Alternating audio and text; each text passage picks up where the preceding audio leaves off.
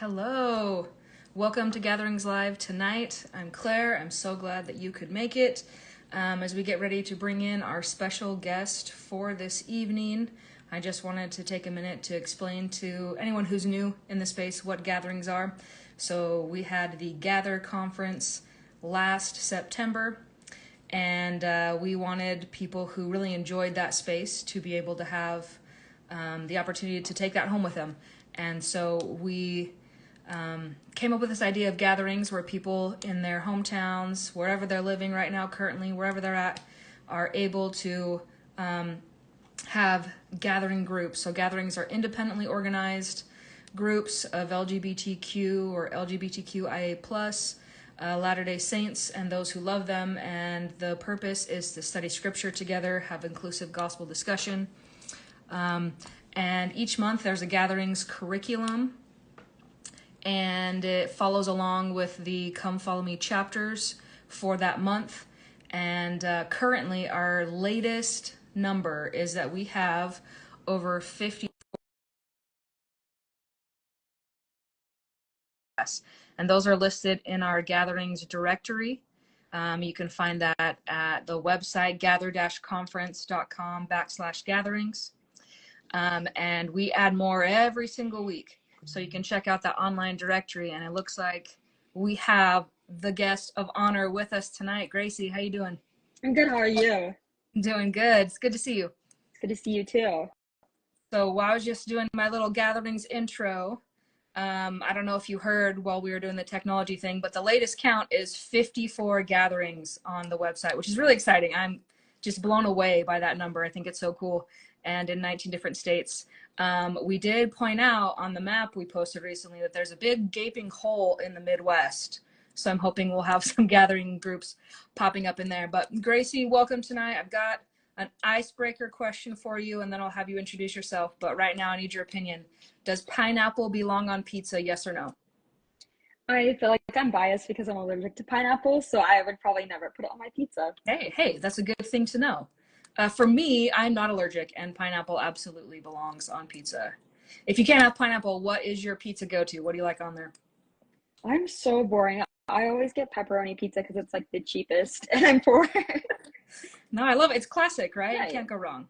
If a place can't do a pepperoni pizza, then they've got some problems. Exactly. I have found, this is gonna make me sound old, but I have found in the last couple years, pepperoni is suddenly giving me like acid reflux. Lame. And so I'm like lame and had to go to cheese pizza is now my default. And that feels really lame. So I accept your pepperoni offering and raise you a cheese. Awesome. All right, Gracee, in case anybody doesn't know you, give us just a little rundown of who you are. Cool. My name is Gracee Purcell. My pronouns are she, her. I am currently a senior at BYU studying psychology, and I'm also president of Rainbow Collective. Okay, give us, in case someone doesn't know Rainbow Collective, give us a little bit about what the Rainbow Collective is and how awesome it is. Yeah, so Rainbow Collective is a nonprofit based out of Provo, dedicated to providing support and resources for queer BYU students. So we have a few big events like Back to School Pride, and we have an art show in June. But a lot of what we do is network within the greater Utah community and connect queer students to resources they may need. Was the art show, did they have that? How many years have you had that? The art show in June? I believe we've had it 3 years, and we have our 4th year coming up in about a month. I think it was last year that I had some friends at BYU tell me how awesome it was, and I was so mad I wasn't in Utah to get to go see it. It sounded amazing. Yeah, it's really fun. And just like the first time, this is silly, but the first time I heard about the Rainbow Collective, one of my good friends, a little bit after I'd come out, gave me a sticker, and it was the sticker of the pew, the church pew. It even has the hymns underneath, and then it says "Space on my pew" in rainbow lettering, and that was on my water bottle when I taught seminary. Cute. And a lot of students loved it, and some did not, and let me know. And I just made sure when I took a drink of my water, I would turn it so that one was right there. You go. Love that. But you mentioned Back to School Pride. When is that? Yeah, so Back to School Pride is going to happen on September 14th this year. It's held at Kiwanis Park. We'll have like official like times once we get closer, but yeah, that's when it's going to be held. I love that. And that's the same weekend as the Gather conference. And so Mm-hmm. last year, some of my friends that I went up with after the Gather conference finished, we went down to the park and went to Back to School Pride and had a lot of fun there. So again, kind of doing a little bit of juggling to try to fit both events in, right? But hoping that people who are interested in either or both can have time and space to do both. And so we'll keep announcing both and hope that between, you know, two of the groups that we're doing, we can cover everybody. Yeah. Any other thoughts or any other shout outs we need to do? I feel like that was really good for getting some info out there. Yeah, I think we're Okay. covered. And you were just down here for the Gather Arizona conference. Yeah. So I actually got to have you come over and hang out at my house. So any thoughts or comments on what the Gather Arizona experience was for you? Yeah, I thought it was super fun. My experience, maybe I don't have like the best like comparison because at Gather in September I was speaking, so I feel like I was just like all over the place and stressed and not talking to anyone in particular. Yeah, me. But I found the one in Arizona was really fun because there was less people, so you could talk to people, and there was an after party at your house, and that was super fun to get to know people there. So like all around great time. I think that it's definitely a switch, right? When you're in charge or helping be in charge of it. And I think there's pros and cons to both, but yeah, it was fun to see you at Gather Arizona and to kind of see your shoulders a little bit more relaxed. It was definitely nice. I was like stressed in September, you know, like holding on my own event and then speaking and wanting to do well. So it was nice to like go to an event that I didn't have to really like worry about and just attend as a participant. It was fun. Yeah. And if you haven't checked out Gracee's talk from that September Gather conference, it is on the YouTube channel. You should check it out. It's a good one. And I mean, I always hope that we ask you to speak anywhere and everywhere. But you know, if you've got a lot going on in September, maybe we can do some background stuff. But all right, let's jump into gatherings. And I don't know where we're gonna start. I never do. Just kind of we'll see where it goes. So for May, I was looking at it and I've been kind of laughing all month because the share your story part that we kind of themed it is lessons from the mess. And I feel like my life feels like a mess right now. I don't know. Is that a common feeling? Oh, yes. And maybe like during the school year, it's more of a mess usually, but always. Yeah. And I was like, okay, maybe I need to like plan some things out and have it. And I'm like, no, that's actually literally what we're talking about. So in Mosiah, the book of Mosiah is an interesting book. And so it jumps around a lot. And if you just pull a chapter from Mosiah, it's really hard to know who's talking, who they're talking about, who they're talking to. It doesn't flow kind of like the first couple books of the Book of Mormon. And so we have different groups of people in different time periods telling different parts of a story and then kind of fitting the pieces in, and it's not chronological. And so it can be really confusing for people to know. And it was fun in class one time. A kid got up and gave a devotion, was like, Mosiah said this and this. And I was like, yeah, it wasn't so Mosiah, cool. Man. But good thought, you know, we do that all the time. But in this story, I guess, let's just kind of start off with, I think one of the most prominent characters in these chapters is Abinadi. And so Abinadi is this prophet who we don't really know where he comes from. He just kind of jumps in and is trying to speak with King Noah and his priests and gets kicked out by them and then goes in disguise to get back into the city, which I would love to see this like real time, because he gets into the city and immediately gets rid of his disguise and is like, haha, it's me, I'm back. And is going to be captured by them and is literally on trial as a prisoner, bearing testimony to King Noah and the priests, who are ultimately going to put him to death.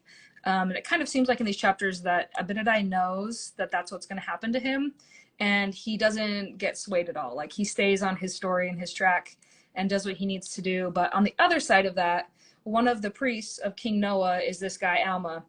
And anyone who's read the Book of Mormon, right, we know that there's Alma and there's Alma the elder and Alma the younger, and it gets all fun and confusing.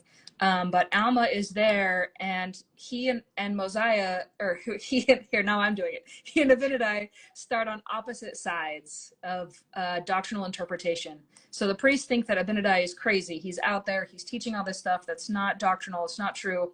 And they're cross-examining him. And then Abinadi is going to go, actually, here's, you know, the words of Isaiah and what Christ actually said, and here's where you're at. And Alma is right in the middle of that and realizes all of it, that they've been preaching and practicing and doing his whole life, his investment has all been wrong. And he is going to stand up for Abinadi, get chased out. They're going to try and kill him, and he's going to hide away and kind of write down the words of Abinadi. So I don't know. I just want to pick your brain, I guess, on this situation of you have two people on opposite sides of a doctrinal interpretation, I guess, or going, okay, well, this is what God said, and then people going, no, this is what it means. And other people going, no, this is what it means. And I don't know. Does that sound like anything you've ever experienced in the church or in our culture? I don't know. I just like can't write it better. What do you think, Gracee? Yeah, no, I think it's really interesting, like since coming out, a lot of these stories, especially like this one, I've interpreted differently than I would have in the past. And I think for this, like once I started coming out, I realized like these priests were so sure that they were right. And like in the end, it doesn't really, like for me, it doesn't really matter if they were right or not. I think the thing I really was able to learn from Alma was that like he had enough humility to like realize that he was wrong. And then he started like listening with the intention of understanding. Mm-hmm. And I think that's really where the script flipped for him, was like when he listened to understand, he was able to like take in more of what Abinadi was saying, and eventually led to his conversion. And I think when we're so focused on just being right and acting like we know everything and we know the experience and we know what God wants, like that's when it starts getting tricky. And I think we see that a lot in this story. Yeah.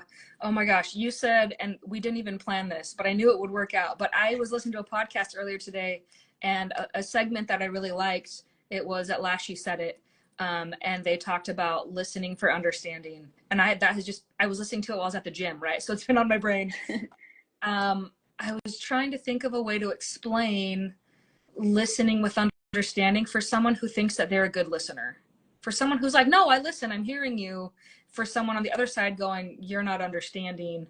And I don't know that I've landed on like a good way to explain it, except that if you feel like you have an immediate answer and someone stops talking and you immediately start talking, then maybe not.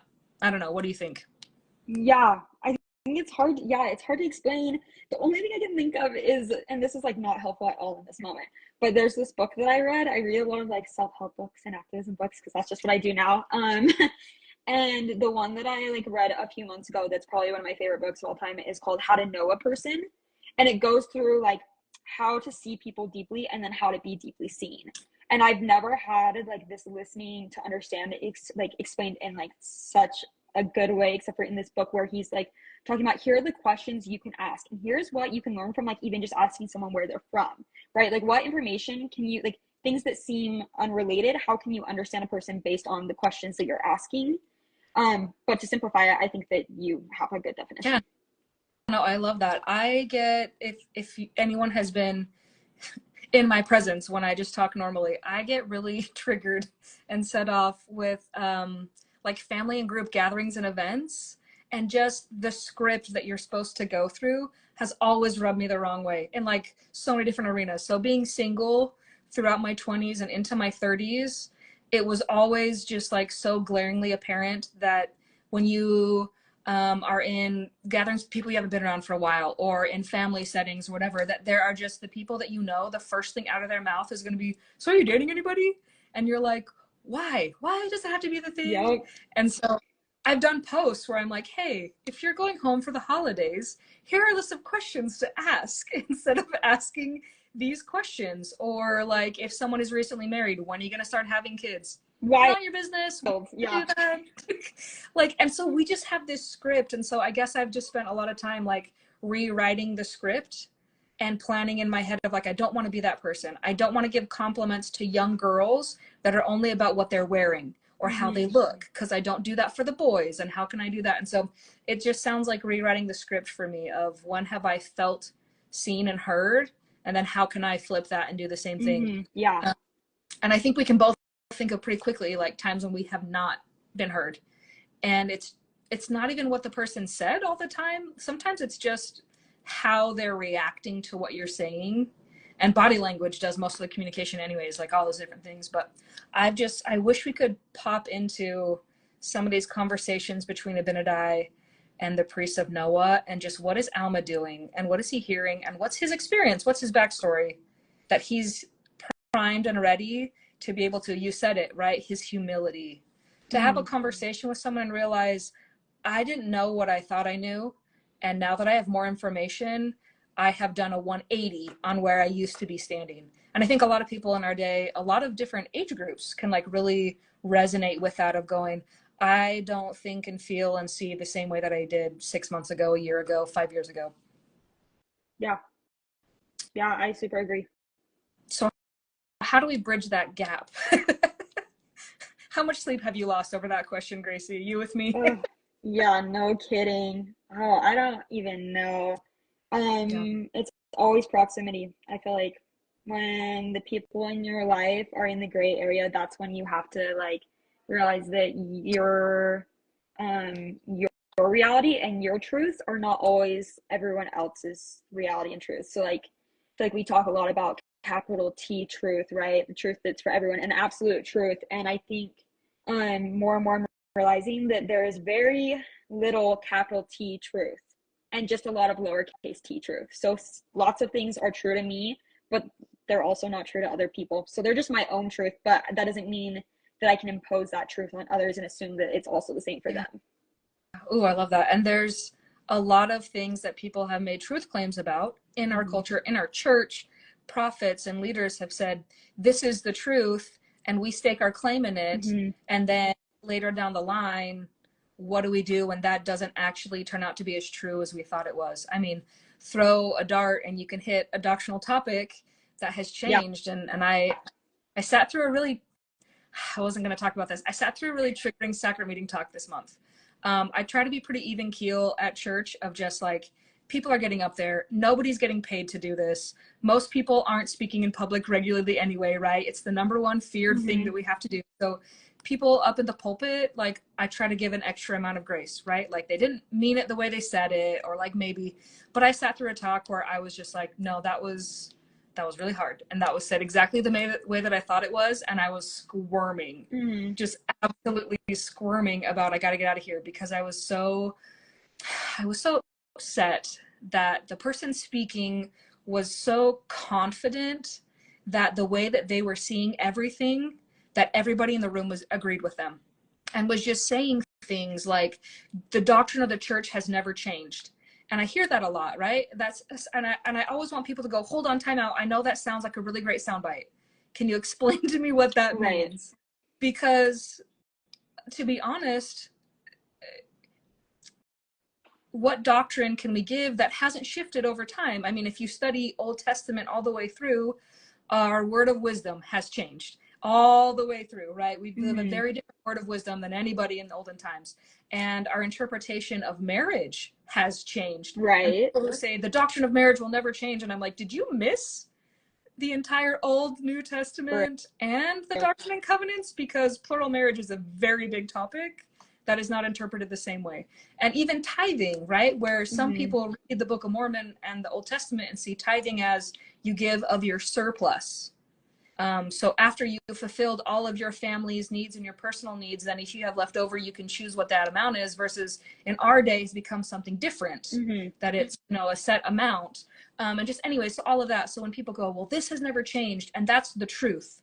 And there's no such thing as like your truth and my truth. And I'm like, I know that you've heard that, and I know it sounds really good, but not understanding the pain that can cause and is causing and has caused and will continue to cause, and just seeing that this just happens to be where my scripture is open, but in Mosiah chapter 13, which is right in the middle of, this back and forth with Abinadi and the priests, and he starts talking and they come after him. And the beginning of 13, he says, don't touch me. Like, you asked a question and I haven't answered it yet. You can do whatever you want with me after. You got to let me say what I'm going to say. And in verse 4, he says, you're angry with me because I have told the truth. And I just think that's so profound that I think sometimes we come away with this perception as we kind of paint these situations in our lives when we're sharing the truth, that the Spirit's going to confirm truth and everybody's going to recognize that the same way. and as a missionary or as a member in your family that you're going to say something that's true, and the other person is going to immediately stop and go, yes, 100%, absolutely, I see it the same way you do. And that rarely happens. It's rarely happened to me when I was a missionary, a seminary teacher, anything. And so we have these conceptions that when people hear truth, everyone's going to agree and it's going to feel good. And yet my experience has been very much not that sometimes truth is really uncomfortable, and sometimes it makes people angry, and sometimes the truth makes me angry. So anyway, any thoughts on that, on any more on that and truth and anger? No, I think you're dead on. I think especially, I think anger is a clear way sometimes to tell when there is a truth said that makes you uncomfortable. And like when you have to like sit in the discomfort and you aren't ready for that, right? Because it's discomfort for a reason. But I think it is really important like that you're able to identify that discomfort and then ask yourself why that makes you uncomfortable. Oh yeah. And I can like scriptural examples, right? When Enos is taught and it's uncomfortable for him that God reveals in that one chapter of a book, right? Where he's like, no, all of these promises also pertain to all of my children. And Enos goes, oh my gosh, that's the Lamanites. Like, I wasn't thinking that way about them. And Peter in the New Testament, where Christ invites him to start teaching to the Gentiles, and Peter's response is, not so, Lord, like they're unclean. And God goes, what I call clean, you can't label unclean, like don't speak for me. And there's a lot of dissonance in that. And so I think what you said is really important, that if something is bringing up a visceral reaction in me, then that should be a good pause to go, wait, hold on, let's get curious. Right? Yeah. Let me examine why I'm so triggered or upset, or whatever word you want to use. Why is that upsetting? And can I have a conversation with the person that doesn't end with one of us having to be right and someone else having to be wrong? I think that's the way that we're kind of taught and conditioned to argue. And instead, open conversation is like, okay, what are you thinking? Wow, that's really different than what I thought. Here's what I'm thinking. And we can walk away from it disagreeing, and it's not a loss, it's a gain if I gained a different perspective.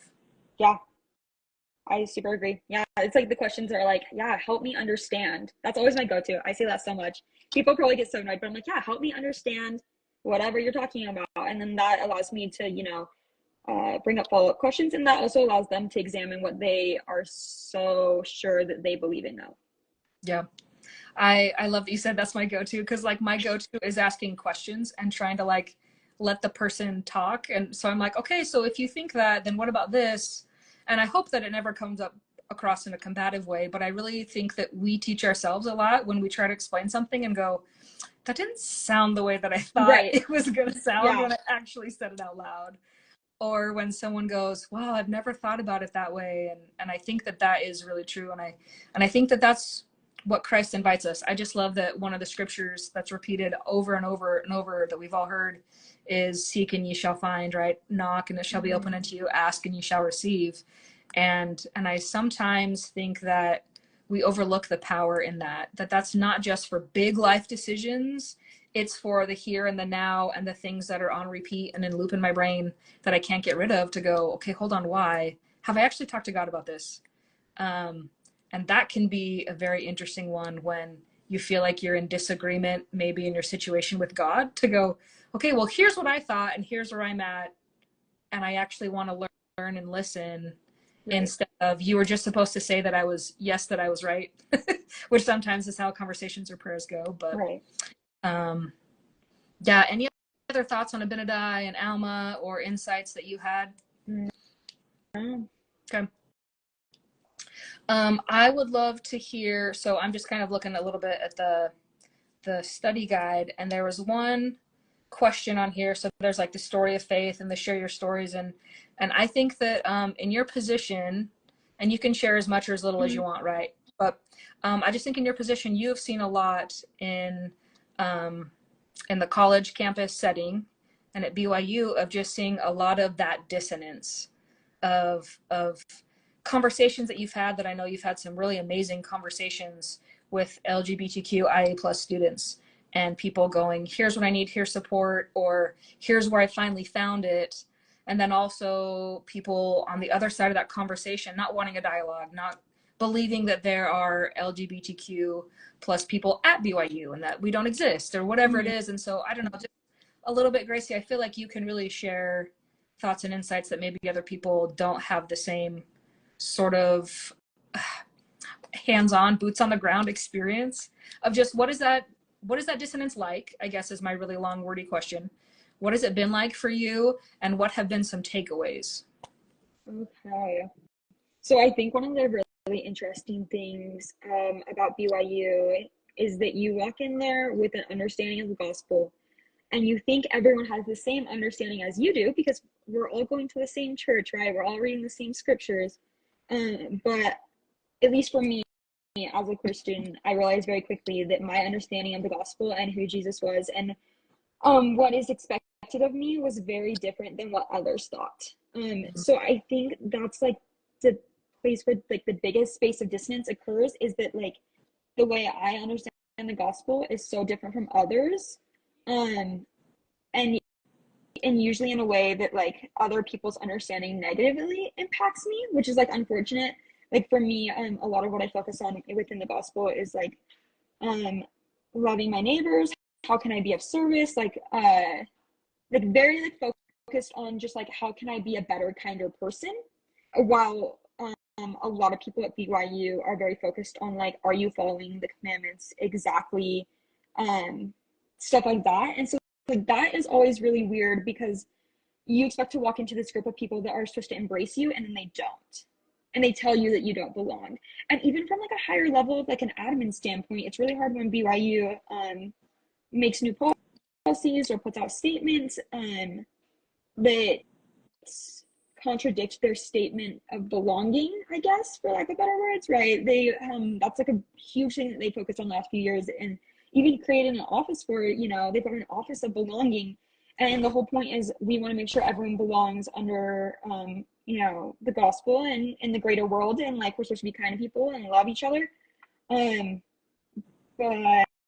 they do a lot of targeting of the queer population there. So that's a lot of the dissonance. As far as how I handle it, I've handled it in different ways at different times.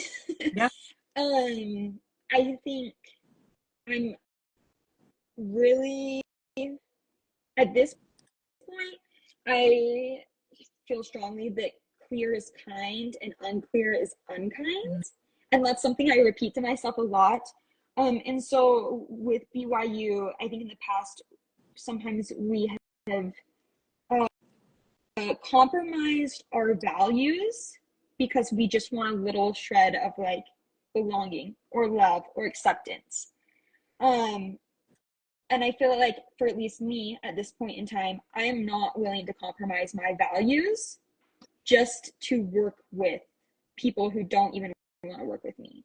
I'm willing to compromise how I get to my values, but I will never compromise my values. And so right now I believe in being very like direct and straightforward and being clear with them. Like, here are my boundaries. I'm happy to talk to you about how we're going about belonging. I'm happy to talk to you about my experience. I am not okay with being, I guess, like putting Christians in danger. I'm not okay with, you know, and like just like knowing my boundaries with that. And by really leaning into my values, I think that that helps me understand which parts of BYU I want to be a part of and which parts I don't. Yeah. No, Gracee, thank you. I know that can be hard to like try and find your words on the spot. I thought you did a really good job being really clear. And I think for anybody who watches this or has ever had a conversation with you, I think it takes one conversation to see the mental and emotional and just like physical sometimes dissonance it takes to have conversations like this. And I don't want to put words in your mouth, but when I saw you talking, I was like, oh man, that's what I sound and look like, because I'm trying to juggle so many different people's opinions. And also, how do I phrase this in a way that's going to make the least amount of people upset, but also get across what I'm thinking and feeling, but also not give someone a weapon to use against me. And like, I can see you doing that mental juggling. And I'm like, I feel like that all the time, right? Where I'm like, okay, I want to say this, but how do I say it in a way that will be acceptable for everyone? And it's not possible. Right. It's not possible to always do. and you're going to say something that someone is going to take one thing and go, well, now everything else you've ever said is discounted. Right. And I just wanted to bear a witness of that, of like, I'm seeing it and I feel it and it's real. And I hope that people who don't understand that can maybe take a pause and try to conceptualize of it. Try to conceptualize of feeling so many conflicting emotions at the same time, and having a spotlight shined on you and people asking you to like give me a good sound bite, and you're like, inside is so I that's what it feels like a lot of the time. And I think sometimes it gets boiled down to people are trying to just go, was that negative or was that a positive? And it's like, it's all of it. Right. And so yeah, I there's a lot of BYU heritage in my family. I didn't attend BYU, but many of my siblings have. I've always had, you know, some sort of connection to BYU, being in SNI for 8 years, and it's a difficult environment to be in when you feel like there are people, whatever the number of percentages, that think it would be a better place without you. Is really hard and really difficult. And I just want to also say that that's sometimes what it feels like, you know, when I go to church. Right. And I want to be there and I want to be in the pews, but I'm having a hard time with something, and I look around and go, would anybody here care if I didn't show up next week? Right. And I don't know that I have the answer to that all the time. Or if general conference is hard and someone goes, what do you think of general conference? And I'm like, well, I can't explain to you all my feelings. I can't get past the pain and the hurt to get to the good, because you won't keep listening that long.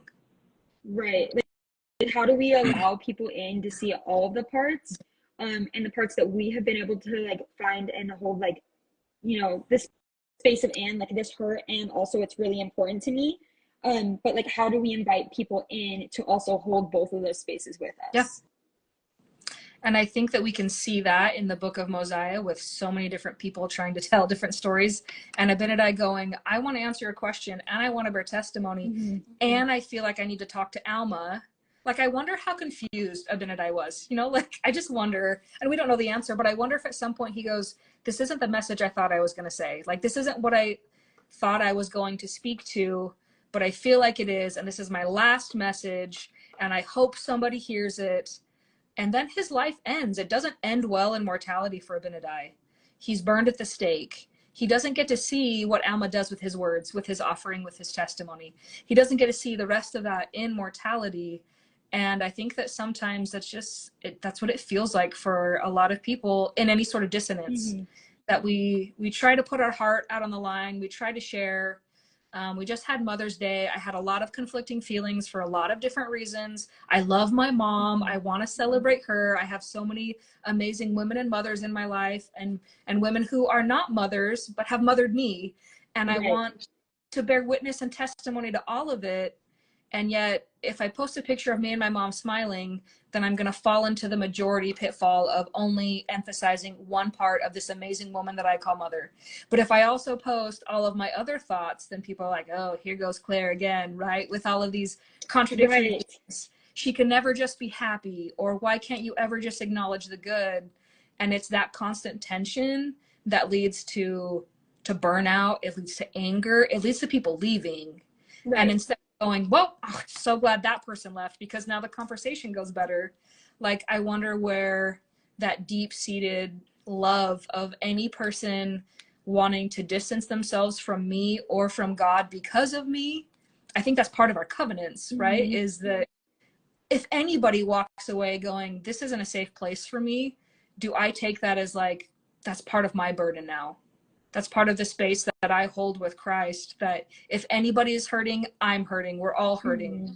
And I think that part of understanding covenants in Christ really makes a lot of sense. I just went on a long rant. I don't know. What are you thinking, Gracee?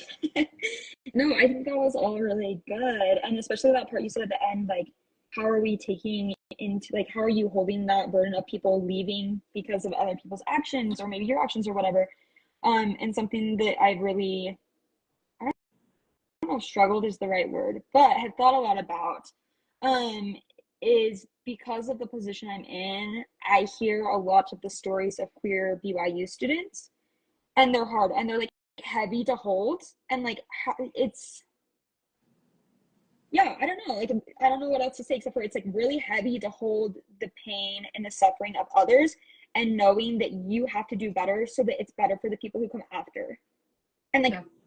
that's kind of our responsibility, like in our pews as well. Like, how can we hold the suffering of those who are still in the pews and who have left, um, or wherever they may be, and how do we make it better for the people who come after and the people who are still there? Yeah. I absolutely 100% right on. And in Mosiah 18 is a chapter that gets quoted a lot, and so it's right after Abinadi. Alma has hid himself. He's written down all of Abinadi's words. He's taught and he's been preaching, and he's preaching in private because he knows if anybody finds him, they'll kill him. So that's interesting. I wonder what a prophet's messages are like when they know if word gets out where they're at, their life is on the line. Like that's just got to be a different sort of church meeting, you know, Yeah, for when real. you're sitting there like, if this gets out to the wrong person, then we could all be dead, is like another level. But Mosiah 18 is where we get quoted most often of our baptismal covenants. And so Mosiah 18 verses 8 through 10 talk about like, if you're desirous to come into the fold of God, to be called his people, are you willing to bear another's burdens? Right? That's one of the main places where that comes from. Are you willing to mourn with those that mourn? Is something that's listed specifically. And we don't love mourning. That's not a thing that we like to do. Yea, will you comfort those that stand in need of comfort? We're not as good at comforting as we think we are all the time. I think that I naturally think I'm good at it, and like really getting feedback on the people you think you're comforting, if they actually felt comfort, is a really uncomfortable conversation to No have. kidding. Right. And we kind of emphasize the standing as a witness of God in all times, in all things, in all places. But before that, it's about mourning and comforting. And that's how we live. You know, that's what unites us with Christ. That's that covenant. And so I think that you said it so well about, are we feeling that? Are we thinking about that with the people who are here going, here's my pain, here's my trauma, here's the things that I'm feeling, and they're looking for anybody to share it with. And it's a sacred responsibility to take it and to hold it with them, even if it's a short amount of time, and then to give it back. My Mm-hmm. therapist taught me that. She goes, Claire, you can hold someone's pain, but it's not yours. You have to give it back to Right. them. You can't take it and own it as your own. And I was like, you can do that? So That's hard. Wild. yeah. But just that idea of, I want to be the kind of disciple of Christ where if anybody says something to me about this hurt, or I didn't like this, or this wasn't good, that I can stop and go, wait, hold on, tell me some more. Like, I want to hold that Yeah, with you. I think is a quality and a characteristic of Christ. for sure. And I think that our world needs it in so many arenas. And I don't know that I have any sort of answers for like how to build that conversation, except to do it, right? To just be in places, and when someone says something, stop and listen to understand, and to try to be there with them. Yeah. Okay. Any other thoughts or things that were on your mind or heart, Gracee, that you want to share or talk about or throw out? No, nothing coming to mind right now. Okay. Which is totally fair, because we have picked both of our brains. I feel like I just am really glad, Gracee, that you're vulnerable and wanted to come on and share what you have. And so thank you for your thoughts. Any last words that you want to say for tonight, or things that you want? Trying to think. There was one question that you sent me that I've been thinking about. Sorry, not to reopen this conversation as you're closing it. Not good. No, but just something that I thought was interesting, because one of the questions on here was like, how have you seen the hand of God in the mess and chaos of your life? And we talked a little bit at the beginning, like both our lives are very messy and chaotic, you know, as it goes. And I think my favorite thing that I've learned in the past 2 years is that, like, I don't know, God, like, you know, like, even the practical is holy, right? The everyday is sacred. The simple act of surviving is divine, right? Like, God is not really in the meal, but in the sharing of the meal. And that's like my favorite way. Like when we're looking for God and where have I seen the hand of God in my life? Well, God is everywhere, because every last person is divine. Every last sharing of the meal is, holy and like the everyday is sacred, right? So I don't know if that's like a ending thought or not, but like I just thought that that was like fun and something that I hadn't realized that I had learned over the last 2 years until I was like reading over the questions. Yeah, no, I have not heard it described that way, and that hit me. Like, I like that, right? That God is in the sharing of the meal, and I just my brain is going now on like all of the places where Christ was like, it's not about Christ being there, Mm-hmm. it's about who he shares the moment with. And all of the people in the New Testament, so many people and little names and people and things that we know their story because it's been immortalized in scripture. But the woman at the well has like an official title. Would we talk about her at all if Christ hadn't come that day? Not a chance. Right. Right? Zacchaeus is like this short little king who's up in a tree, and Christ passed by. Nobody is noticing him, and Christ has a conversation, and now everybody knows and mispronounces his name. It's probably not even Zacchaeus. There's probably 18 ways to say it. We're saying it wrong. Sorry, right? But I just think about all these things where Christ has these moments with people and their story is elevated. We remember their story because he shared a little bit of his time and conversation with that. And so I just think about that's powerful, right? What if Christ and I have a conversation one day and his question is, what stories have you elevated, or what Right. moments have you shared with people? That's a whole different spin on a conversation than like, how many times did you read your scriptures or say Right. prayers? I just don't think that's going to be a part of the conversation. But if the conversation is about who did you meet and how did you see me in them, Right. can I have that? Is that a long conversation or is that a short conversation? Is that an interesting conversation, or Right. does it kind of look like I'm BSing it through my English class, like as Yeah. we do? Yeah. But no, I love that. That's a beautiful thought, and I think it's a great way to end. And I think that this part of the Book of Mormon can really help emphasize the importance of different voices and perspectives, especially leading into the Book of Alma, that gets so much talked about the war chapters. And oh my gosh, Yeah. and I'm like, I wonder if these are more like where communication broke down Right. and we didn't listen to each other, and look at all the conflict it led to. And so I think that there's something for that of how can we listen to understand, how can we share the time that we have with everybody, and elevate everyone's stories, because that's what Christ did. Yeah. Great way. I love it. Awesome. Well, thank you for sharing your time with us tonight, Gracee. And everybody else, if anybody's watching and you haven't checked out the Rainbow Collective, following them on Instagram, please do that. If you haven't listened to Gracee's talk at the Gather conference, check it out. Anything else? Don't forget about Back to School Pride. If you're in Utah, a great place to hang out. Yeah, thank you so much for being on tonight. And if you want to go ahead and dip out, unless you have anything else to say. No, I'm good. Thank you. Okay, bye. See you, Gracee. All right. Thank you if you've made it this long. Thanks for making it all the way through.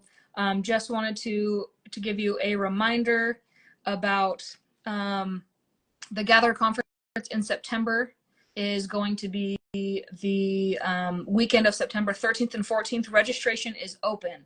So if you go to gather-conference.com gather-conference.com is just the website. It has the register on there. You can register if you're a student. There's a discounted price, and we are asking that people will have a way to show that they are an active student right now. There's also a way that you can sponsor a student. If you have money that you would like to donate or put forward, you can donate the amount that it would take for someone who's wanting to come but maybe doesn't have the funds. You can do that for a student or a general attendee. And we are very excited to announce, with more information to come, but we are offering a youth track to go along with the Gather conference. So we will have youth with youth counselors and leaders and speakers just for them. We have the third floor of the Utah Valley Convention Center reserved, and we're putting together a program that is just for youth 14 to 18. So if you have youth that would be interested, know youth that would be interested, we're focusing on LGBTQIA plus youth, but we also want their friends and allies. So if your kid wants to go but doesn't want to go alone, then and they have some friends that would want to come, bring them all, right? If you know someone in the age group of, 18 to 30 who would love to work with the youth, you can reach out on the website and let us know. We'll be looking for that. And we're really excited. I'm going to be working with the youth, and so I'm super pumped about that one. But that is in September. Again, September 13th and 14th. There's also an added-on activity the night before, the Thursday, the 12th. So you can choose to add on that activity or not if you're going to be in town, if you want that. But just go check it out for Gather and then Gatherings. We will see you next month, and I hope you're meeting. If you have any questions, please reach out. If you want to register your group, we have a directory, and it's growing all the time. And so if you want to know how to do that, that's on the website. Thank you so much for being here. And I just want to reiterate what we started with. And one of the things that Gracee said was listening to understand. And I think that that's a beautiful way to describe a skill that we desperately need in our world and in our personal relationships and in every interaction that we have is learning how to listen, to understand, and to acquire that. And I think it'll bring us closer to Christ. So thanks for being here tonight. I love you guys, and I will see